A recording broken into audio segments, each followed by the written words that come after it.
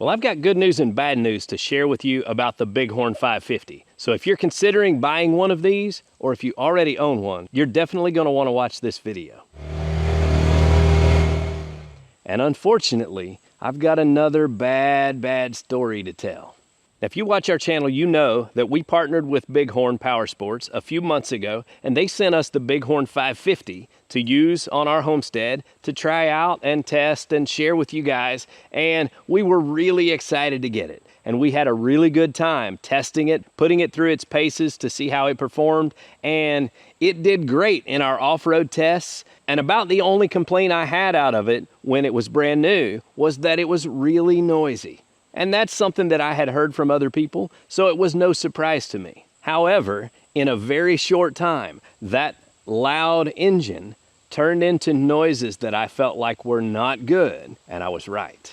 And we had some problems. And I shared with you guys a while back that we had a pretty major failure, and we had to send the Bighorn back to the company for them to make repairs on it. Now, I have always said I'm going to share the good and the bad when a company sends me a product to share with you guys. I'm not just going to say all the good things about them because I got something for free. But I also always hate it when that happens because I don't want to hurt anyone's business. You know, it's just, it is what it is. It's a difficult conversation to have.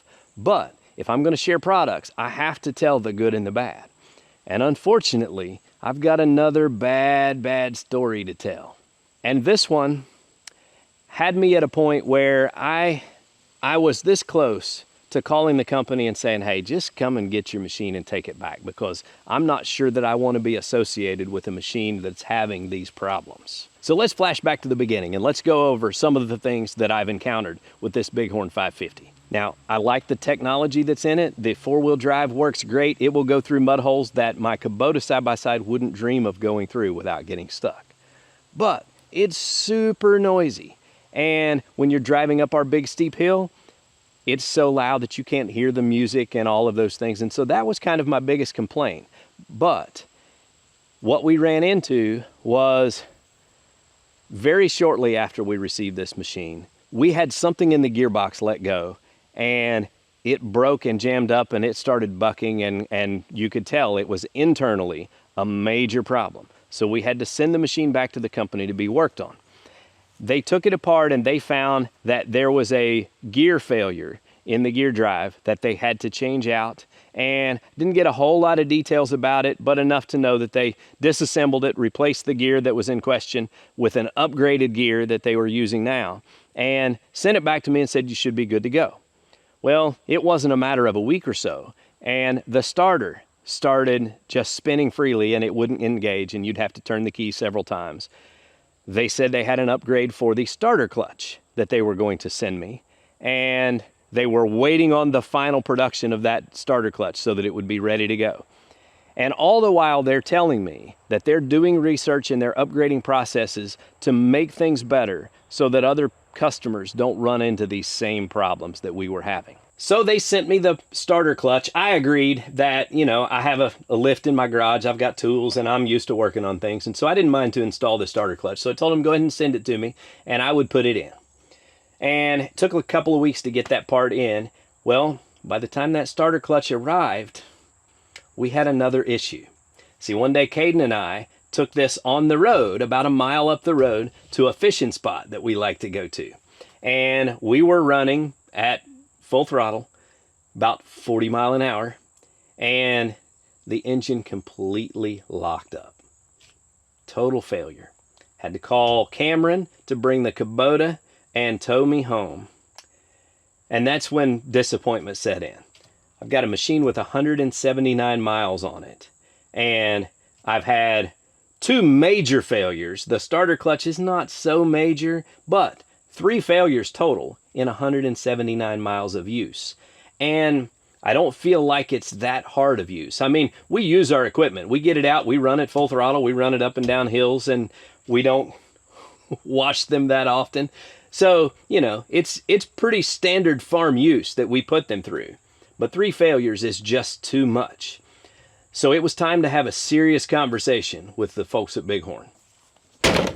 Now, I was very pleased with the fact that they put me in connection with the guy at the top who wanted to have this conversation. And I told him right from the get-go that I have to share all of the problems I'm having with this machine with my viewers, because I have credibility and I have my own reputation to think about. And I don't want people to think that I'm just out here trying to get them to spend their hard-earned money on something that they're not going to be happy with. He wholeheartedly agreed with me, and he said he first wanted to put me in touch with their tech department so they could explain all of the changes that this model has gone through to make sure that nobody else experiences these problems.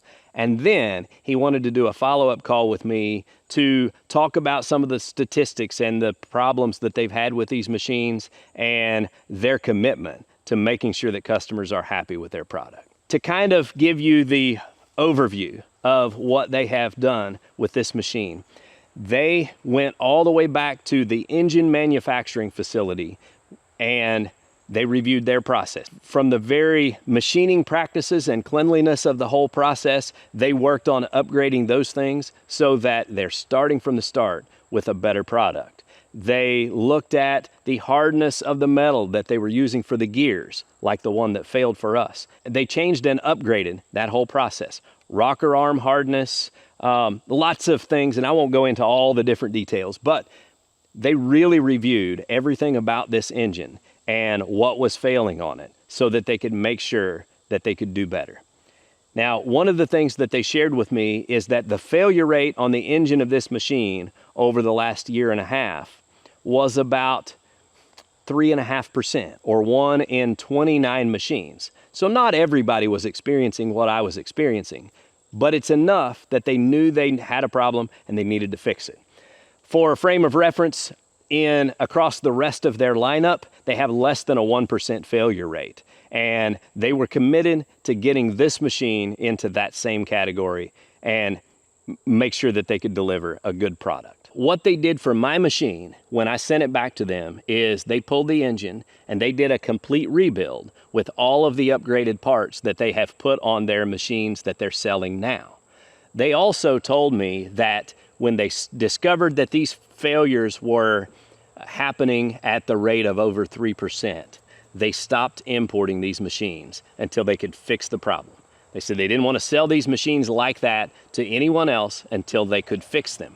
So they stopped importing them until the upgraded machines could be delivered. They also took their current stock of machines, ordered all of the parts to rebuild every engine before they ever sold them brand new. That shows a level of commitment to making sure that they're putting out a product that people can be happy with, that I'm pretty pleased with. I was happy to hear that. They said that they didn't want to sell any more machines like this until they knew those problems weren't going to happen again, or at least they had given it their best effort to put the best product out that they could. They are still in the process of pulling engines on brand new machines and rebuilding them so that they're right. When the delivery driver pulled into my driveway with this machine after they had done the upgrades, I fired it up and I looked at my wife and I said, whoa, this is an entirely different machine, because it sounds more robust. It sounds more solid. Some of the noises that I was hearing before that concerned me are all gone. So I'm hopeful that this is going to have fixed the problem. Now, as with any machine that's going to be used in a tough environment and off-road and in the mud and doing work, nobody can guarantee that the machine is going to last forever and that everything's going to be perfect. But they are willing to stand behind the machine. And one of the other things that they shared with me that they were going to do in this process is make sure that any affected customers have a direct line of contact to Bighorn Powersports, and that they would get a 1-year warranty on the repairs. So it's kind of standard practice when a company has to do a recall and they do a repair, your warranty doesn't start over.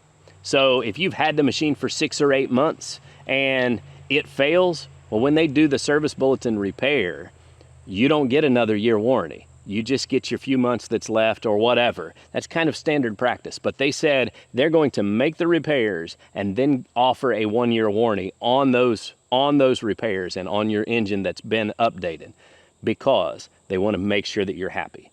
Now, another thing that they did, they set up a dedicated email address so that if you are one of the owners that's been affected by some of these failures, you have an email that will get you directly to the people who can make sure that you're taken care of.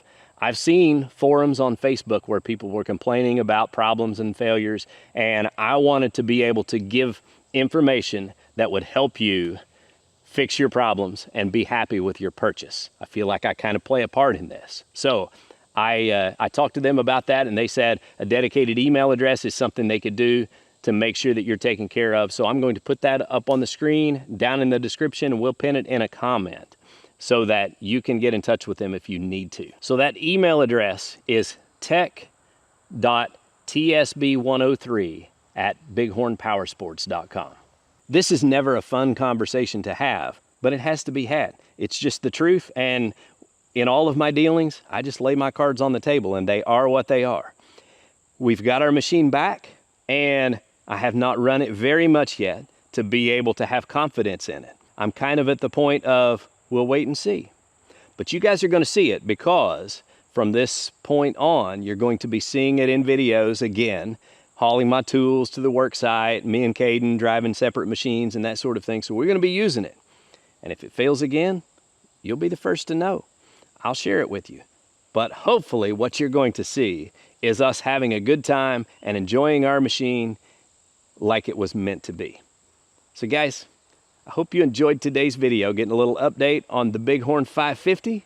And until next time, get outside and enjoy God's creation, because it's beautiful out here. Y'all have a good day.